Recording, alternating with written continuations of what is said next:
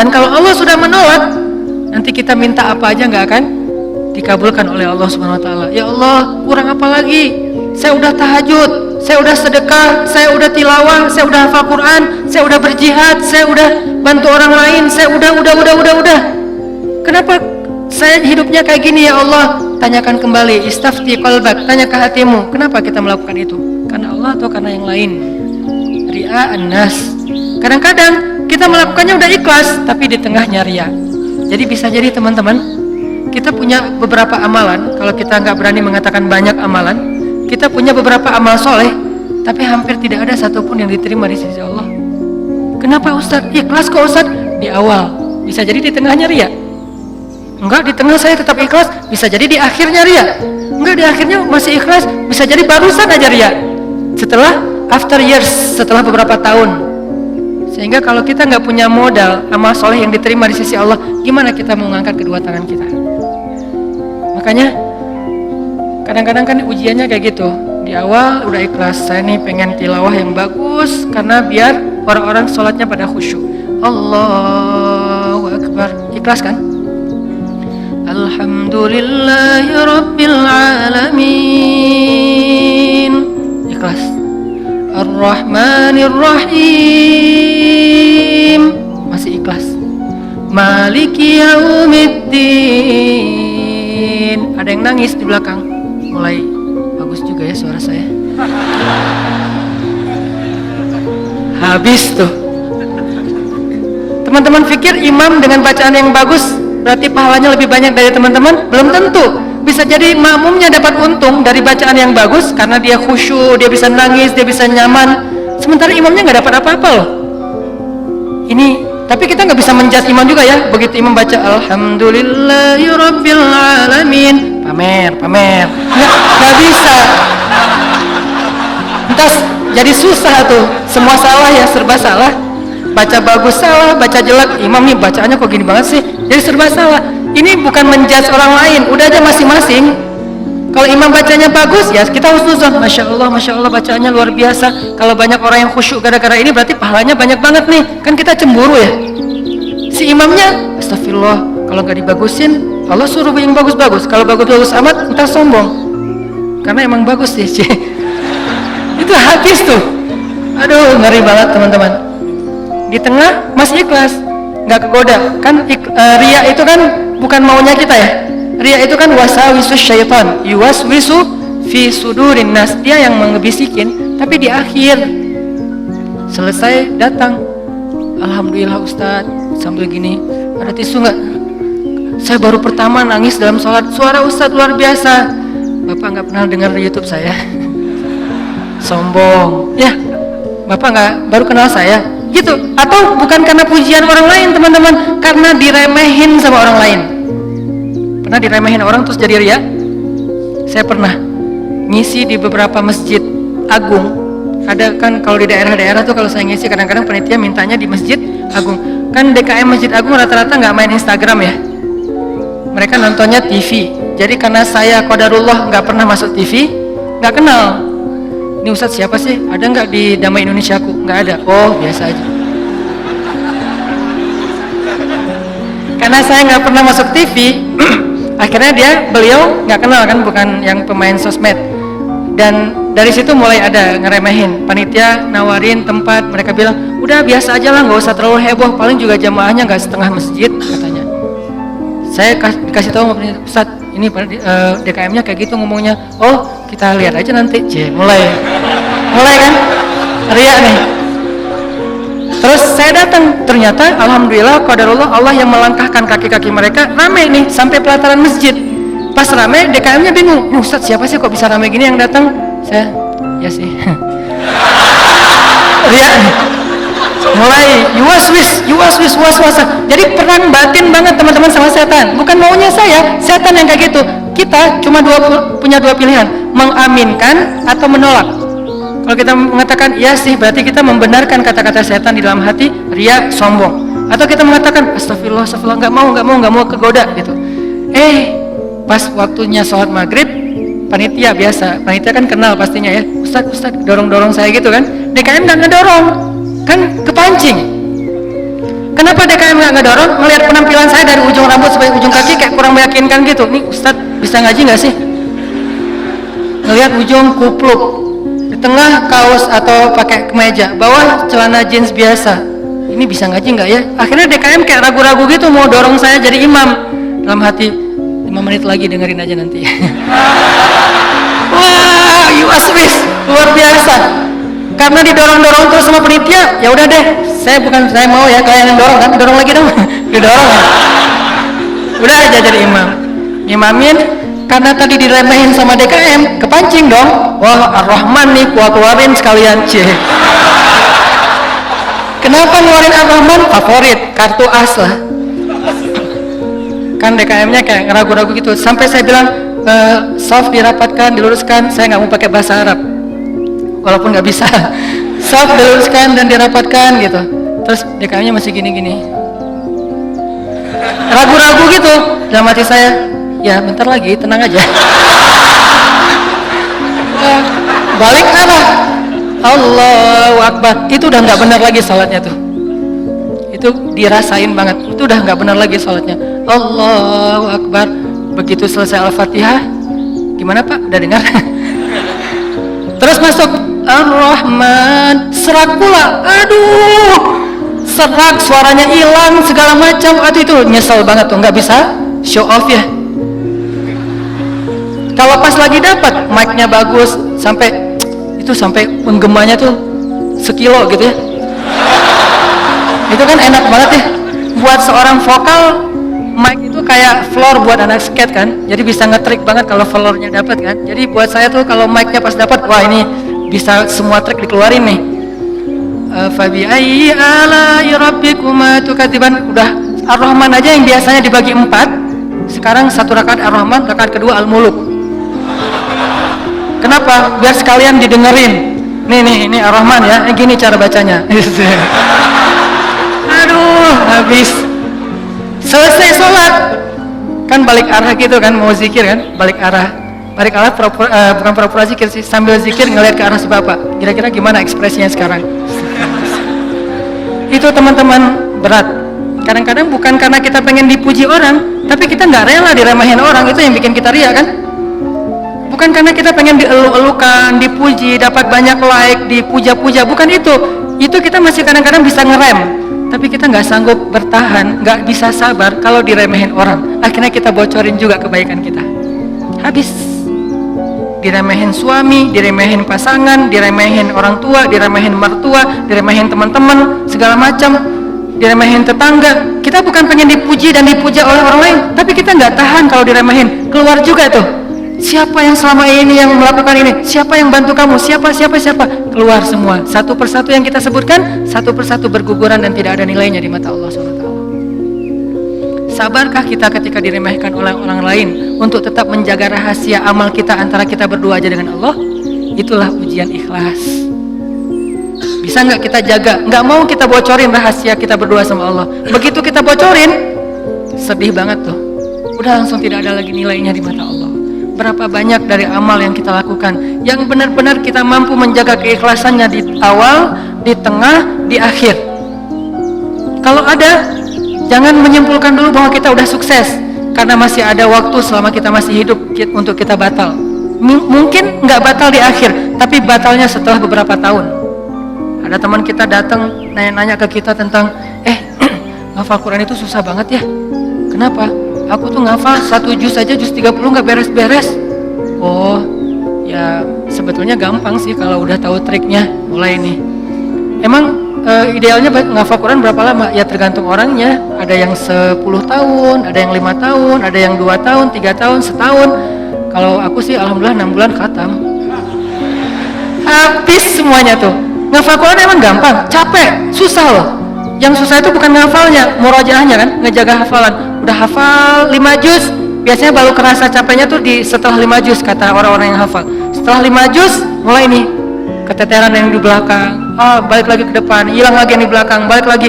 Kayak gitu ngafal Quran saking capeknya tuh sampai orang yang banyak putus asa. Udah setelah perjuangan, effort yang luar biasa, hilang hanya gara-gara kalimat cuman 5 menit aja, habis semuanya teman-teman. Rugi banget kan? Jadi jangan dulu menyimpulkan bahwa kita itu udah pasti soleh, udah pasti istimewa, udah suci banget hanya gara-gara kita punya amalan soleh lebih banyak dari teman kita. Mungkin dia amalnya biasa-biasa aja, tapi dia karena biasa-biasa gak bisa ngeriain kan. Hafal 30 juz dengan hafal Al-Ikhlas, kira-kira mana yang pantas diriakan? 30 juz dong, Al-Ikhlas gak mungkin riak. Gimana kita mau riak? Gua udah hafal lo apa? Al-Ikhlas. Apa yang mau diriain Al-Ikhlas? Yang ada Al-Ikhlas itu surat pelampiasan. Kalau udah mentok Al-Ikhlas. Sawa'un 'alaihim a'anzartahum. Perasaan tadi sebelum sholat lancar. A'anzartahum Qul huwallahu ahad. Biasanya gitu kan? Mentok-mentoknya Al-Ikhlas. Kenapa? Cuman Al-Ikhlas yang kita paling ikhlas. Kenapa tadi kok bacanya yang susah-susah? Pengen dong sesekali orang tahu kalau hafalan saya udah nambah kan gitu ya. Pengen dong orang tahu, kayak kadang-kadang kan kita suka pengen melakukan sesuatu yang orang lain gak bisa lakukan. Membaca surat yang orang lain gak hafal surat itu jarang. Kalau Al-Ikhlas, Al-Falaq, An-Nas, Al-Kafirun masih oke lah. Karena Al-Kafirun suratnya agak susah kan. Banyak orang yang terjebak, la abudu ma ta'budun wala antum abidun ma a'bud. Kapan selesainya nih? Muter aja di situ Al-Kafirun teh. Kalau Al-Ikhlas kan jarang yang terjebak. Kalau Al-Ikhlas juga sampai salah, ini nih ngeri banget nih. Jadi mungkin jangan ngeremehin dulu teman-teman. Ada teman kita yang hafalnya, kamu hafal surat apa? Enggak, cuma dikit, dari At-Takatsur sampai An-Nas doang. Itu juga gara-gara modal sholat taraweh. Karena dia taraweh selalu dengar itu kan, di taraweh suka dengar ayat itu ya, akhirnya kehafal sendiri. Dia nggak pernah sombong, dia nggak pernah riak karena hafalannya sedikit. Kita yang 30 juz, segitu doang, kemana aja loh? Habis 30 juz. Jadi yang hebatnya tuh bukan berapa banyak amalannya teman-teman, tapi seberapa kuat dia menjaga keikhlasannya di awal, di tengah, di akhir, dan setelah beberapa lama. Jadi jangan menyimpulkan dulu. Fala tuzakku anfusakum huwa a'lamu bimanittaqa. Jangan kalian menganggap diri kalian udah pasti soleh, pasti istimewa, pasti baik, karena Allah lah yang paling tahu siapa yang paling bertakwa. Maksudnya siapa yang paling ikhlas. Karena at-taqwa hahuna. Belum lagi nanti ada orang kadang-kadang saya pernah di sebuah masjid, kita ngadain acara tabligh akbar, terus masjidnya rame, anak-anak mudanya penuh sampai ke depan masjid. Setelah selesai acara tabligh akbar kan suka ngobrol-ngobrol gitu kan sama DKM di ruang DKM. Ada salah satu sesepuh masjid ngobrol sama saya, dan waktu itu saya juga sedih. Kenapa saya ladeni gitu? Harusnya saya pergi aja biar menjaga amal beliau kan. Beliau cerita, Ustadz, alhamdulillah ya sekarang masjidnya rame. Ini perjuangannya nggak mudah loh Ustadz. Dulu dari awal nih, ketika kita pembebasan lahan masjid ini aja udah konflik sengketa dengan beberapa tetangga. Akhirnya saya perjuangkan Ustadz dari awal sampai bisa pembebasan lahan. Kemudian kita bangun masjid ini dengan gotong royong luar biasa. Fundingnya itu susah banget Ustadz. 5 tahun baru beres masjid ini Ustadz. Udah gitu saya yang bikin yayasan masjid ini. Sampai ada RT-nya tuh saya yang bikin Ustadz. Satu persatu beliau sebutkan perjuangannya, jasa-jasanya, jerih payahnya, effortnya, dan segala macam pengorbanannya, sampai akhirnya masjid ini rampung. Sekarang dipakai banyak orang sholat. Sekarang udah gampang, DKM sekarang tuh gampang, nggak seperti awal-awal dulu. Kalau beliau sadar itu semuanya habis gara-gara beliau. Tapi kan kita nggak bisa menjudge ya. Kalau beliau menceritakan itu untuk motivasi, oke. Tapi kalau beliau menceritakan itu untuk ria, dihargai, diakui, kalau hanya pengen dapat pengakuan, pengen diaku oleh orang lain, habislah semua pahala yang sudah beliau usahakan sekian tahun. Harusnya kalau beliau ikhlas, satu orang yang datang ke masjid untuk ikut acara tabligh akbar, sholat berjamaah, taubat, sadar, zikir, ibadah, beliau dapat pahala. Kebayang nggak kalau ada 5.000, 10.000 anak muda yang datang untuk ikut acara di situ? Pahala beliau banyak banget, tapi hilang hanya dengan 5 menit berbicara. Jaga lisan. Faliyakul khairan aw liyasmut. Mending diam aja deh. Sebegitu gampangnya hilang amal-amal kita gara-gara tidak mampu menjaga keikhlasan kita, teman-teman. Makanya wa innama likulli imri'in manawa itu gampang banget tergelincir. Itu halus banget, lebih halus daripada suara langkah-langkah semut. halus banget, sampai kadang-kadang kita juga terjebak di situ.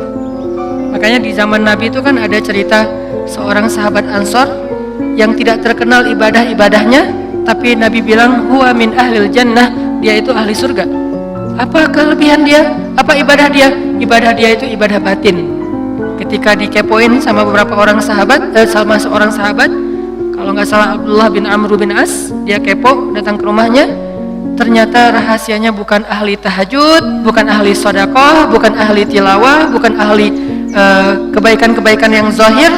Dia kalau ngelakuin amalan yang zahir, yang standar-standar aja lah, yang wajib, yang kalau ditinggalkan pasti dosa, sholat pasti, cuman nggak ada yang lebih, biasa-biasa aja. Terus yang bikin dia istimewa, ternyata ibadah batin. Apa ibadah batin dia?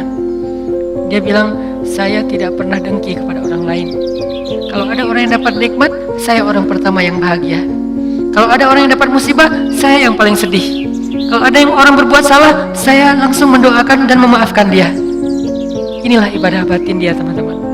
Makanya selain kita fokus memperbaiki ibadah zahir kita, sholat kita, cara takbir kita, cara semua ruku sujud kita, perbaiki juga ibadah batin kita. Karena kalau sampai ini rusak, yang lain sempurna, batal.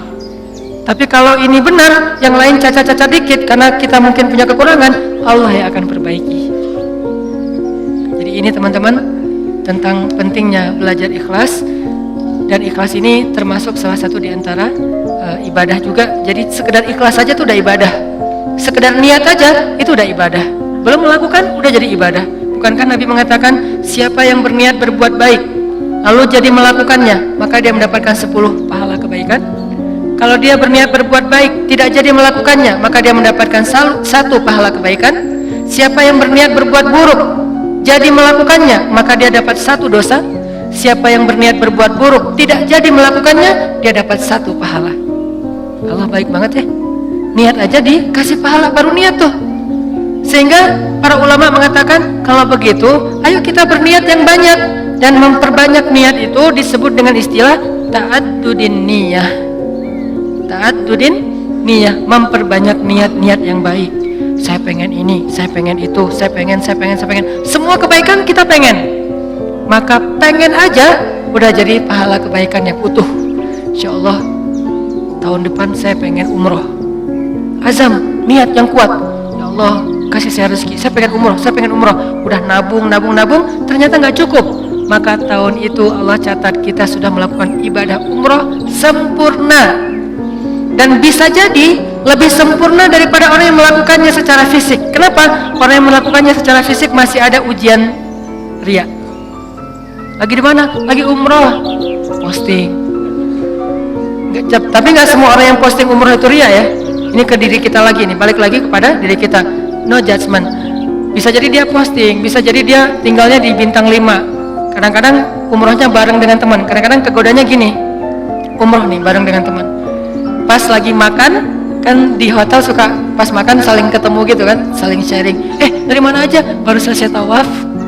Wah, Masya Allah udah selesai tawaf aja, kita baru aja tadi nggak jadi soalnya ramai banget. Ya sih ramai, tapi kalau kita kuat azamnya pasti lewat lah, bisa. Udah mulai nih. Udah berapa kali hari ini? Alhamdulillah baru 7 kali. 7 kali, gara-gara kita ucapin. Niat mengucapkannya itu nggak ada riya, teman-teman. Niat mengucapkan itu keceplosan aja, pengen ngomong gitu. Alhamdulillah udah 7 kali. Alhamdulillah baru 7 kali. Niatnya nggak ada riyanya sama sekali. Tapi begitu selesai mengucapkan, orangnya mengatakan, Masya Allah luar biasa, 7 kali, hebat. Langsung datang setan, yuwaswis. Ya sih, mungkin di rombongan ini saya yang paling banyak rekor tawafnya. Atau kadang-kadang cium hajar aswad. Itu kan sesuatu banget ya, buat jamaah umroh dari Indonesia kan sesuatu banget. Jadi bisa dibilang cium hajar aswad itu kayak poin. Siapa yang paling sering cium hajar aswad, jadi kayak saling share lagi makan. Udah cium hajar aswad? Udah? Belum? Udah, alhamdulillah udah 3 kali. Wah, saya baru sekali. Akhirnya saling berlomba. Kalau ini niatnya fastabiqul khairat, itu bagus. Tapi gara-gara fastabiqul khairat, kalau sampai terjebak kepada riya, sombong, maka habis. Yang tahu cuman kita. Orang lain nggak tahu. Hati-hati dengan ini. Tapi orang yang tadi menabung pengen umroh, terus nggak cukup duitnya, lalu nggak jadi umroh, bisa jadi dia mendapatkan pahala umroh lebih utuh daripada orang yang melakukannya secara fisik. Maka jangan kikir dalam berniat baik.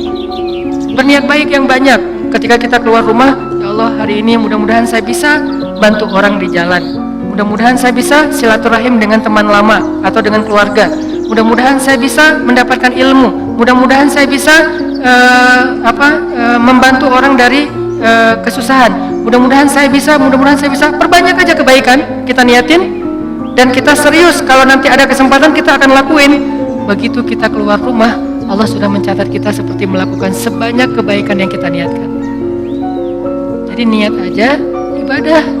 Wa innama likulli imri'in ma nawah. Seseorang mendapatkan pahala sesuai dengan apa yang dia niatkan. Niat aja udah ibadah, apalagi kalau kita kerjakan. Sampai ulama mengatakan, kalau saya mendengar seseorang mengetuk pintu rumah saya, maka saya tidak akan membuka pintu rumah itu sampai saya memiliki 10 niat baik. Jadi kalau mau buka pintu rumah, beliau berdiri di belakang pintu, ya Allah, kalau ini adalah orang miskin, saya berniat akan kasih dia sedekah 1. Kalau ini adalah seorang saudara yang sudah terputus silaturahim selama ini, saya akan sambung silaturahim 2.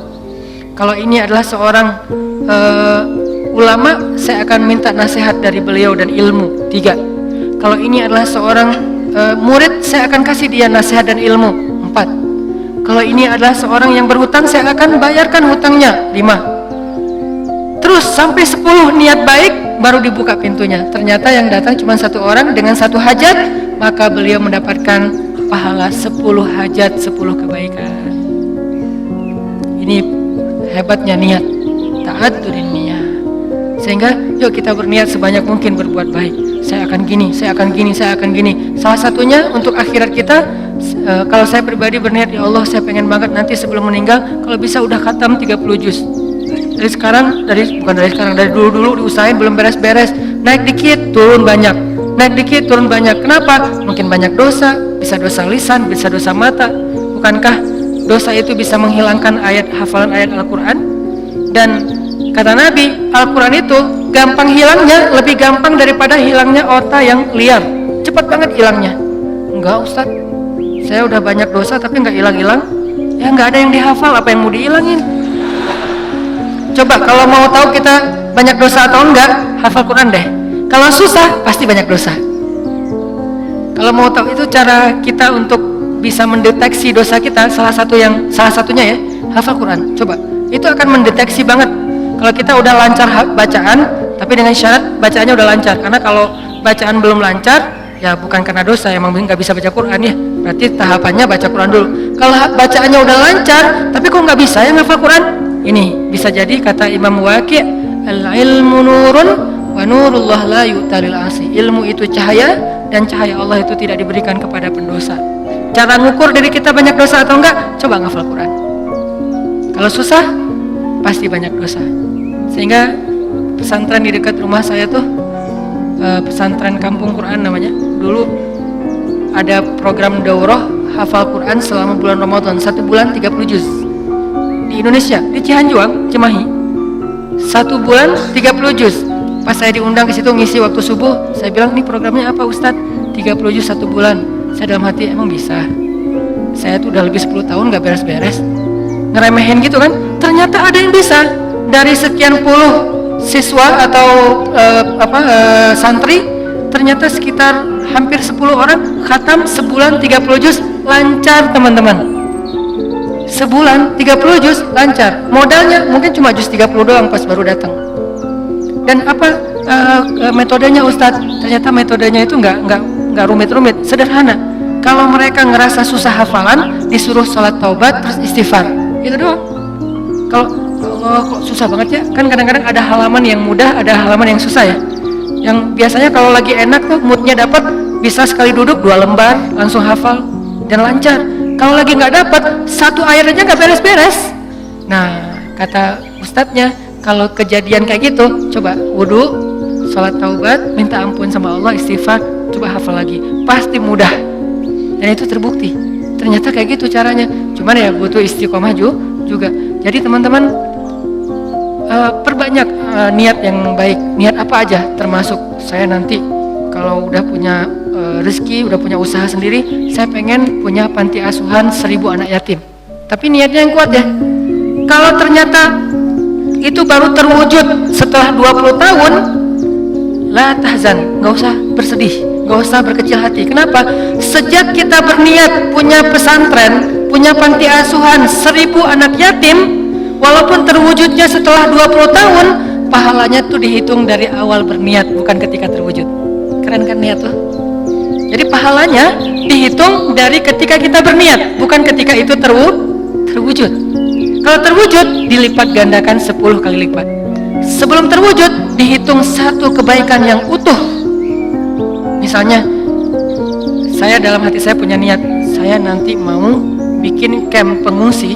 Kalau kemarin yang saya datang sama teman-teman itu kan camp pengungsi Suriah yang ada di Turki. Yang artinya para pengungsi yang udah aman kondisinya. Kita coba bantu kecil-kecilan. Nah, ini dikasih lagi tanah sama Erdogan, sama Turki, lewat menteri di niatnya, lewat Golden Future kita kerjasama di Aleppo perbatasan dengan Turki, di dalam Suriahnya, yang nggak bisa nyebrang, yang nggak bisa ngungsi keluar negeri, maka ditampung di situ, dikasih berapa hektar tanah, disuruh coba kalian bisa nggak bikin camp di situ. Saya punya niat, saya akan coba bareng-bareng dengan Golden Future harus punya camp di Aleppo bagian perbatasan Turki yang menampung minimal 100.000 pengungsi Suriah. Itu kan niatnya. Kapan terwujud? Allahu alam. Yang penting saya ikhtiar aja dulu dari sekarang, mulai membangun sosmed. Saya harus banyak followers. Kenapa? Makin banyak followers, insya Allah funding untuk kemanusiaan lebih gampang. Terus juga membangun jaringan beberapa tempat di seluruh Indonesia supaya kita kerja bareng-bareng untuk selain kemanusiaan di Suriah, kemanusiaan juga di Indonesia, bikin kegiatan-kegiatan dakwah anak muda. Tapi salah satu target goals saya itu adalah bisa ngebantu korban-korban perang, bukan membantu perang, membantu korban perang. Kalau membantu korban perang kita datangnya bawa roti, bawa gandum, bawa obat-obatan.